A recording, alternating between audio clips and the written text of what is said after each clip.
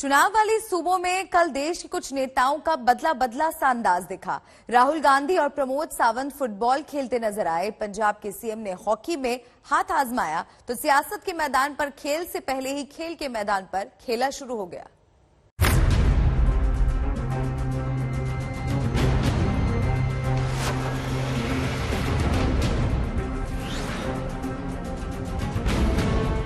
ममता बनर्जी ने खेला होबे का नारा क्या दिया।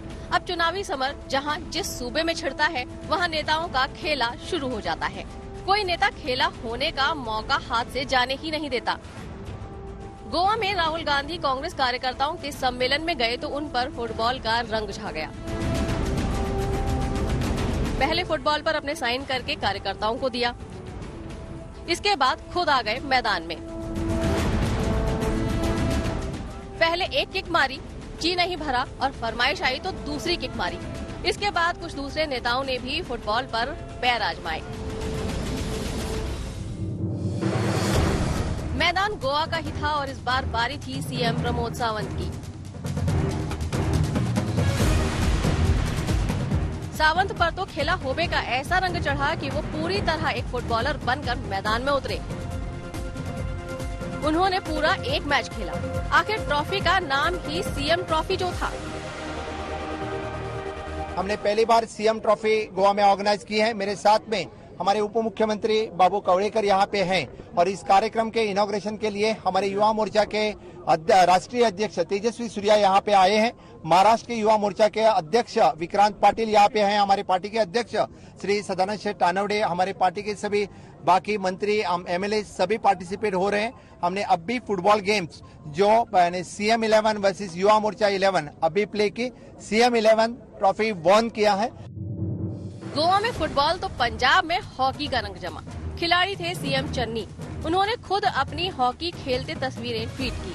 चन्नी ने लिखा कि हॉकी खेलकर बड़ा मजा आया। वैसे चन्नी दो खेमों के बीच पंजाब में गजब का बैलेंस दिखा रहे हैं। फुटबॉल और हॉकी के बाद बारी थी कैरम की। यूपी के मंत्री सतीश महाना ने कानपुर में बच्चों को कैरम खेलते देखा तो खुद भी उनकी उंगलियां जादू दिखाने लगी। महाना बच्चों के साथ जमीन पर बैठकर ही कैरम खेलने लगे। मैदान पर तो नेताजी खेल में जलवा दिखा रहे हैं, लेकिन एक सच ये भी है कि सबसे बड़ा खेल तो सियासत का है। जो वहाँ हिट वो हर खेल में फिट। ब्यूरो रिपोर्ट आज। कोरोना डोज का 100 करोड़ का आंकड़ा हासिल होने के बाद अब सरकार जी जान से सभी वयस्कों के फुल वैक्सीनेशन में जुट गई है। इस कवायद के बीच लोकल सर्कल के एक सर्वे में बूस्टर डोज को लेकर नए दावे किए गए हैं। लोकल सर्कल के मुताबिक देश के ज्यादातर लोग अगले 6 महीनों में कोरोना वैक्सीन की बूस्टर डोज लेने को तैयार है।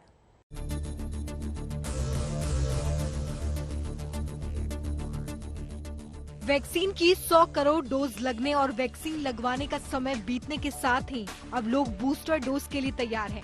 ये दावा किया गया है लोकल सर्कल के एक सर्वे में, जिसके तहत कोरोना की तीसरी लहर की आशंका को देखते हुए 61% लोग अगले 6 महीने में कोरोना की बूस्टर डोज को लगवाना जरूरी मानते हैं। सर्वे में शामिल 28% लोग देश में कोरोना की तीसरी लहर आने पर वैक्सीन की बूस्टर डोज लगवाएंगे, जबकि 6% लोगों ने बूस्टर डोज की जरूरत को खारिज कर दिया है। वहीं 6% लोगों ने अभी ये सोचा नहीं है कि बूस्टर डोज लेनी चाहिए या नहीं। हालांकि बूस्टर डोज के मसले पर सरकार अभी विचार नहीं कर रही है। बूस्टर डोज के मसले पर सभी लोगों को वैक्सीन की 2 डोज लगाने के बाद ही विचार किए जाने की उम्मीद है। फिलहाल तो 31 दिसंबर तक दोनों डोज का लक्ष्य हासिल करना भी एक बड़ी चुनौती है। दरअसल अभी तक केवल देश में 30% आबादी को कोरोना वैक्सीन की दोनों डोज लगी है। देश में 18 साल से ज्यादा उम्र के 75% लोगों को पहली वैक्सीन लग चुकी है, जबकि 25% बालिग ऐसे हैं जिन्होंने वैक्सीन की एक डोज भी नहीं लगवाई है। ऐसे में सरकार का पूरा फोकस अब फुल वैक्सीनेशन पर है। बूस्टर डोजेस के लिए तो अभी तो केवल साइंटिफिक डिस्कशन हो रहा है। दुनिया में भी चाहे WHO को ले लें, चाहे CDC को ले लें, चाहे EMA को ले लें, चाहे NIH को ले लें, चाहे ICMR को ले लें, अभी बूस्टर डोजेस पे डिस्कशन के लेवल पे बहुत क्लियरली है। जैसे कि हमारे भारत का जो कमिटमेंट है वो ये है कि हमारी अडल्ट पॉपुलेशन 94 करोड़, उनको दोनों डोज पहले मिलना जरूरी है। They should be fully vaccinated. दोनों डोज लगने के बाद सरकार बूस्टर डोज की जरूरत पर फैसला ले सकती है। सप्लाई को लेकर भी वैक्सीन निर्माता कंपनियां भरोसा दे रही हैं कि इसकी कोई कमी नहीं आएगी। अब तो वैक्सीन की सप्लाई में सुधार आने से निर्यात खोलने की डिमांड भी की जा रही है। अभी तक जो भी वैक्सीन बाहर निर्यात की जा रही है वो वैक्सीन मैत्री कार्यक्रम का हिस्सा है। The country believes in Vasudhaiva Kutumbakam, world citizenship, and we are committed to supplying vaccines to different parts of the world, as we have done or have been doing for children vaccine. You are protected, or Indians are protected, or anyone is protected when the whole world is vaccinated. So the agenda is to get the whole world vaccinated. Local circle के इस सर्वे में tier 1 city से 43%, tier 2 city से 29%, tier 3 city में 4% और ग्रामीण क्षेत्रों से 28% लोगों ने भाग लिया है। इस सर्वे में 68% पुरुष और 32% महिलाओं ने अपना मत रखा। आज तक ब्यूरो।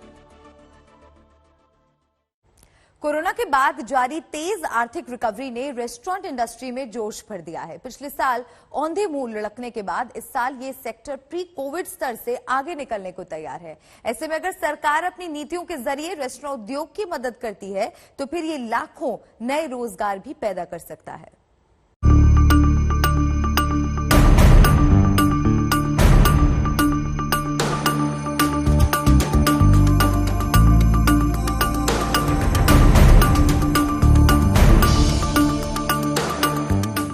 कोरोना काल में आर्थिक रिकवरी के बारे में आपने कई बार सुना होगा। आर्थिक रिकवरी तेज हो गई या सुस्त हो गई, ये भी कई बार आपकी नजरों के सामने से गुजरा होगा।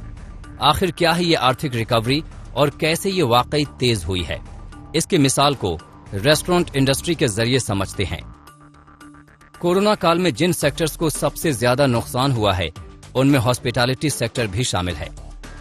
इस सेक्टर का सबसे महत्वपूर्ण हिस्सा माने जाने वाली रेस्टोरेंट्स इंडस्ट्री को कोरोना काल में भारी नुकसान हुआ है। 5 लाख सदस्यों वाली national restaurant association of India यानी NRAI का दावा है कि 2020-21 में फूड सर्विस इंडस्ट्री में 53% की भारी भरकम गिरावट आई थी।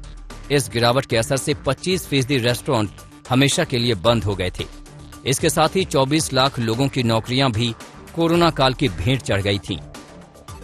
NRAI का दावा है कि भारत समेत दुनिया भर में कोविड-19 से फूड सर्विस इंडस्ट्री को सबसे ज्यादा नुकसान हुआ था। लेकिन इस नुकसान के बाद कैसे आर्थिक रिकवरी का जादू इस सेक्टर पर चला है, आइए अब कुछ आंकड़ों के जरिए ये समझते हैं। दरअसल 2019-20 में देश की रेस्टोरेंट इंडस्ट्री का आकार 4.2 लाख करोड़ रुपए था। 2020-21 में 53% की गिरावट आने से इस इंडस्ट्री का साइज घटकर 2 लाख करोड़ रुपए रह गया था। लेकिन हालात सामान्य होते ही रेस्टोरेंट उद्योग फिर से पटरी पर लौटने लगा है और NRAI के मुताबिक भारत की इंडस्ट्री का आकार अब बढ़कर 4.7 लाख करोड़ रुपए हो सकता है। यानी प्री कोविड साल 2019-20 के मुकाबले भी ये सेक्टर 10% बढ़ने को तैयार है। सेक्टर का साइज बढ़ने का सीधा मतलब है कि इसकी वर्कफोर्स मौजूदा 73 लाख से ज्यादा हो जाएगी, जिससे काफी लोगों को नौकरियां मिलेंगी। इस तेजी का असर नजर आने लगा है क्योंकि कुशमैन एवं वेकफील्ड की रिपोर्ट में भी दावा किया गया है कि अब देश में रिटेल स्पेस की डिमांड बढ़ती जा रही है, जिसका काफी हिस्सा रेस्टोरेंट्स ले रहे हैं। NRAI का कहना है कि इस सेक्टर की रफ्तार को बढ़ाने के लिए और आर्थिक रिकवरी में इसका योगदान बढ़ाने के लिए सरकार को पॉलिसी में बदलाव करना चाहिए। आदित्य के राणा, आज तक। आज सरदार वल्लभ भाई पटेल की पुण्यतिथि है। राष्ट्रीय एकता दिवस के रूप में ये गुजरात से लेकर देश भर में मनाया जाएगा। 3 साल में पहली बार पीएम मोदी केवड़िया में इस मौके पर नहीं होंगे। यहां गृह मंत्री अमित शाह खास कार्यक्रम में शिरकत करेंगे।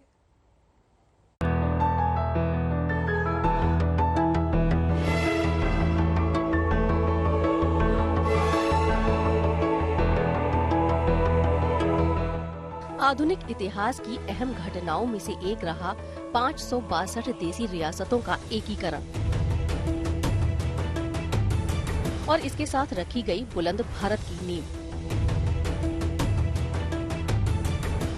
इस काम को अंजाम देने वाले सरदार वल्लभ भाई पटेल की आज 145वीं जयंती है। इस मौके पर एक बार फिर एहसानमंद देश लौह पुरुष के आगे सिर नवाएगा। गुजरात के केवड़िया से लेकर देश भर में आज का दिन राष्ट्रीय एकता दिवस के रूप में धूमधाम से मनाया जाएगा। सबसे खास कार्यक्रम गुजरात के केवड़िया में होगा, जहां दुनिया की सबसे ऊंची सरदार पटेल की मूर्ति बनी है। इस कार्यक्रम के लिए गृह मंत्री अमित शाह गुजरात पहुंच चुके हैं। 2018 में सरदार पटेल की इस आसमान की बुलंदी को चूमती मूर्ति लगने के बाद 3 साल में ये पहला मौका है जब केवड़िया में राष्ट्रीय एकता दिवस पर पीएम मोदी मौजूद नहीं होंगे, क्योंकि वो इटली और ब्रिटेन के दौरे पर हैं। लेकिन कार्यक्रम भव्य और शानदार होगा। केवड़िया में राष्ट्रीय एकता दिवस कार्यक्रम 8 बजे शुरू होगा। अमित शाह सुबह 8:15 बजे केवड़िया पहुंचेंगे। 9:25 पर पीएम मोदी का वीडियो संदेश सुनाया जाएगा। इसके बाद 9:40 पर अमित शाह भाषण देंगे। 2014 से राष्ट्रीय एकता दिवस मनाया जा रहा है। 2018 के बाद 3 मौके पर पीएम मोदी केवड़िया में मौजूद रहे हैं। गुजरात में राष्ट्रीय एकता दिवस के रंग बिखर रहे हैं। अमित शाह पहले ही गुजरात पहुंच चुके हैं। जूनागढ़ में एकता दिवस पर सरदार पटेल की बचपन से लेकर आजादी की लड़ाई तक की याद दिलाती सुंदर रंगोलियां बनाई गई हैं। इसमें आजादी से पहले से लेकर रियासतों के एकीकरण को रंगों के जरिए दिखाया गया है। देश निर्माण में सरदार पटेल का महती योगदान रहा। राष्ट्रीय एकता दिवस इस योगदान को याद करने से लेकर प्रेरणा लेने तक का दिन है। देश निर्माण में सरदार पटेल का महती योगदान रहा है। राष्ट्रीय एकता दिवस इस योगदान को याद करने और प्रेरणा लेने का दिन है। ब्यूरो रिपोर्ट आज। पीएम मोदी ने रोम में दुनिया को तरक्की का रास्ता सुझाया। कोरोना काल के बाद रिकवरी के लिए पीएम मोदी ने ग्रुप 20 के ताकतवर देशों से कहा कि वो भारत को साझेदार बनाएं। सेहत से लेकर जलवायु परिवर्तन पर भी मोदी ने भारत का नजरिया सामने रखा। दुनिया के बड़े नेताओं के साथ मोदी की केमिस्ट्री भी देखने को मिली।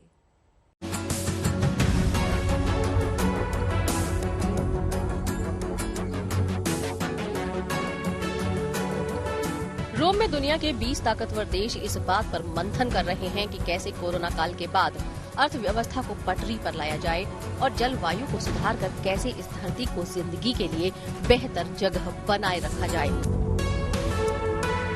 ग्रुप 20 के इस महामंच पर भारत की बात को गौर से सुना जा रहा है। इन 2 बड़े मसलों पर पीएम मोदी ने G20 के देशों को नई राह दिखाने की कोशिश की है। रोम में पीएम मोदी ने कोविड से लड़ने में भारत के अनुभव साझा किए। एक दुनिया एक सेहत का विजन सामने रखा। मजबूत ग्लोबल सप्लाई चेन की वकालत की।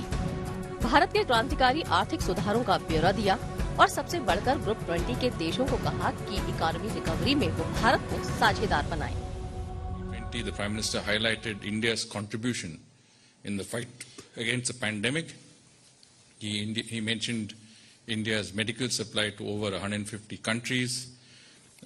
He spoke about our vision of One Earth, One Health, which is essentially the need for a collaborative approach in the international domain in the fight against the corona pandemic. इससे पहले PM Modi ने Catholic संप्रदाय के सबसे बड़े धर्मगुरु pope Francis से Vatican city में मुलाकात की। मुलाकात का शेड्यूल सिर्फ 20 मिनट का रखा गया था, लेकिन ये मुलाकात 1 घंटे तक खिंच गई।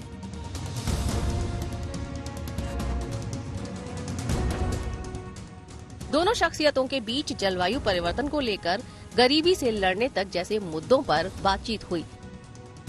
पीएम ने पोप को एक कैंडल स्टैंड भेंट किया। For the candle stand, it's very specially made for my country. This is your most favorite subject, climate. What type of initiative I have taken in my country? I have given a detailed account. बदले में Vatican यात्रा को यादगार बनाने के लिए pope ने भी पीएम मोदी को एक खास तोहफा दिया। स्पेशल बनाया गया है आपके लिए। Si dice la venanza, il grano, l'uva, tutto, e si dice il deserto, traduce tutto, il deserto diventerà un giardino.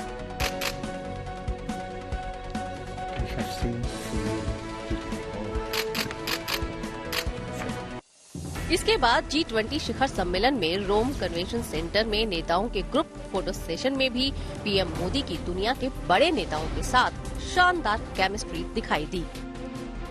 Photo session के दौरान पीएम मोदी फ्रांस के राष्ट्रपति इमैनुअल मैक्रों और जर्मनी की चांसलर एंजेला मर्केल के बीच खड़े थे।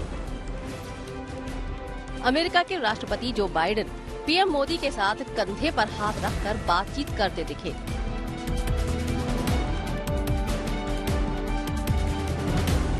तो फ्रांस के राष्ट्रपति इमैनुअल मैक्रों भी पीएम मोदी से गले लगकर मिले। आज भी पीएम मोदी का रोम में व्यस्त कार्यक्रम है। मोदी सबसे पहले इटली में ऐतिहासिक ट्रेवी फाउंटेन जाएंगे। इसके बाद जलवायु परिवर्तन पर ग्रुप 20 के सम्मेलन में हिस्सा लेंगे। पीएम मोदी स्पेन के पीएम के साथ द्विपक्षीय बातचीत भी करेंगे। टिकाऊ विकास पर विशेष सत्र में हिस्सा लेंगे और आखिर में सप्लाई चेन पर ग्लोबल समिट में अपनी बात रखेंगे। इस सम्मेलन में जलवायु परिवर्तन से लेकर अर्थव्यवस्था के बाउंस बैक पर भारत दुनिया के बड़े देशों के साथ कंधे से कंधा मिलाकर खड़ा दिखा है और यही मजबूत और नए भारत की पहचान है। ब्यूरो रिपोर्ट आज तक। लखनऊ में अखिलेश यादव ने ऐसा दांव चला कि यूपी चुनाव से पहले भगदड़ मच गई। बीएसपी के 6 विधायकों और बीजेपी के 1 विधायक को समाजवादी पार्टी में शामिल करवाकर अखिलेश यादव ने जोर का झटका दिया है। यूपी चुनाव से पहले अखिलेश के इस दांव को कुंद करने के लिए अमित शाह और सीएम योगी ने भी मोर्चा संभाल लिया है। भाजपा परिवार भाजपा परिवार ही दिखाई देगा। उन्होंने आजमगढ़ को पहचान का संकट दिया। उत्तर प्रदेश से भारतीय जनता पार्टी का सफाया होने जा रहा है। भारतीय जनता पार्टी आजमगढ़ को विश्वविद्यालय भी दे रही है, पूर्वांचल एक्सप्रेसवे भी दे रही है। यूपी में चुनाव की तारीख का भले ही ऐलान नहीं हुआ, लेकिन सियासी भगदड़ मच गई। सियासी भगदड़ में विरोधी खेमे के विधायकों का रास्ता इन दिनों समाजवादी पार्टी के दरवाजे की तरफ जा रहा है। अखिलेश यादव ने जिस बुआ यानी मायावती के साथ मिलकर लोकसभा का चुनाव लड़ा था, उन्हीं की पार्टी में बड़ी सेंधमारी की है। इतना ही नहीं, योगी के भी एक विधायक को समाजवादी पार्टी ने अपनी साइकिल पर बिठा लिया। साथ ही चुटकी लेते हुए जो कहा, वो बीजेपी के जख्मों पर नमक छिड़कने से कम नहीं। इनके आने के बाद हो सकता है मुख्यमंत्री जी अपने नारे का नाम बदल दें। मेरा परिवार भाजपा परिवार की जगह वो हो सकता है ये कर दें कि मेरा परिवार भागता परिवार। जन आक्रोश इतना है, जनता इतनी दुखी है कि आने वाले चुनाव में भारतीय जनता पार्टी का सफाया होगा। और जो मैंने कहा है कि ये नारा जो बदलेगा, भाजपा परिवार भागता परिवार ही दिखाई देगा। लखनऊ में अखिलेश यादव की मौजूदगी में बीएसपी के विधायकों ने साइकिल की सवारी की। बीएसपी के 6 विधायकों को अखिलेश ने समाजवादी पार्टी की सदस्यता दिलवाई। बीजेपी के भी एक विधायक को अपने खेमे में कर लिया। अखिलेश ने बीजेपी की चुनावी रणनीति पर भी चोट किया। बीजेपी की रीढ़ यानी पन्ना प्रमुख पर हमला करते हुए उन्होंने कहा कि बीजेपी अपने घोषणा पत्र के पन्ने पलट ले तो पता चल जाएगा कि कुछ भी अच्छा काम नहीं हुआ। अखिलेश के इस हमले का सीएम योगी ने जवाब देने में ज्यादा वक्त नहीं लिया। अखिलेश के साथ साथ मुलायम सिंह को भी लपेट लिया। जनता का इतना आक्रोश है इनके खिलाफ और इतना झूठ बोला है जनता से। नौजवान सोचो नौकरी और रोजगार का इंतजार कर रहा है। आपने इन्वेस्टमेंट मीट की, 1 की 2 की, देश के बड़े बड़े उद्योगपति बुलाए। इससे ज्यादा बहुमत किसको मिला होगा? सबसे ज्यादा विधायक, सबसे ज्यादा लोकसभा के सांसद। उसके बाद नौजवानों को क्या मिला? बेरोजगारी। उसका जवाब क्या है? आजमगढ़ ने पहले भी एक पूर्व मुख्यमंत्री को प्रतिनिधि बनाया था, दूसरे पूर्व मुख्यमंत्री को भी बनाया। उन्होंने आजमगढ़ को पहचान का संकट दिया, लेकिन भारतीय जनता पार्टी आजमगढ़ को विश्वविद्यालय भी दे रही है, पूर्वांचल एक्सप्रेसवे भी दे रही है और वहां पर एयरपोर्ट भी दे रही है। जब योगी ने अखिलेश पर निशाना साधा तो बीजेपी के दूसरे नेता कहां पीछे रहते। लिहाजा बीजेपी नेता मनीष शुक्ला ने हमला करते हुए कहा कि अखिलेश चाहे जितनी भी तोड़फोड़ कर लें, चुनाव का परिणाम दीवार पर लिखी इबारत की तरह साफ है। बीजेपी को प्रचंड बहुमत मिलने जा रहा है।